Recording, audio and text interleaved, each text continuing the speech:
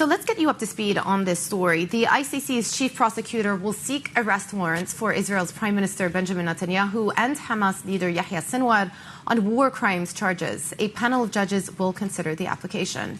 Now, while Israel and the United States have both condemned the move, the Belgian foreign minister posted on X that it is an important step in the investigation of this situation in Palestine. Joining us now is Bloomberg Stuart Livingston-Wallace, who heads our Middle East, North Africa and Russia coverage.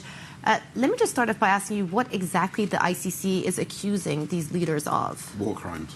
And that's a pretty serious charge. And again, it's giving an equivalence between the Hamas leaders, which is obviously a terrorist organization, according to most countries, and the democratically elected leaders of Israel. Yeah. And I think that's what's causing a lot of the outrage. Now, it must also be said that there are some limits here to the potential impact. Yes, it's got 124 signatories, but the reality is if you look at a map of how much land mass is not part of this court, it's most of the world.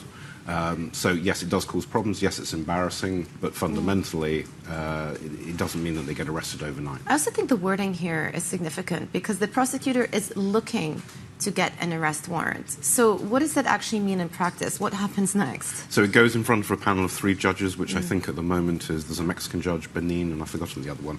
But then they're going to weigh that up. Now, obviously, they're going to come under enormous pressure from some of the world powers in terms of that decision. So I hesitate to say it might be politically swayed, but I mean, that's certainly the impression that you get from the outside. And then after that, that goes out to the signatories, and in theory, if any of these people that finally have a warrant under their name land on their territory, in theory, they're supposed to arrest them. Now, again, in practice, that has not really happened in the past. Right, so it's difficult for them to ultimately enforce. So at the end of the day, is it performative, essentially, what the ICC have come out with? Well, I mean, I think from the point of view of Hamas, it doesn't make any difference whatsoever. I mean, I don't think that they were going to be travelling to Canada or South America anytime soon. In the case of Netanyahu, then, yes, it is probably more serious. Now, he can still travel to the US, but obviously he can't go to large swathes of Europe, for instance. He can still come to the Middle East. He can still go to most of Asia. He can still go to a large bit of North America, i.e. the US.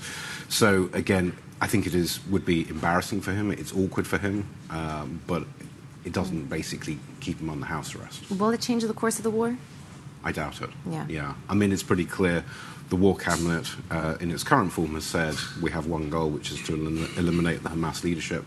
They haven't wavered in that. And if you think of all the different pressures they've come under, including from the US president, including from a temporary pause on US arms sales, they have continued regardless. So it doesn't feel like a warrant from the ICC would necessarily change that.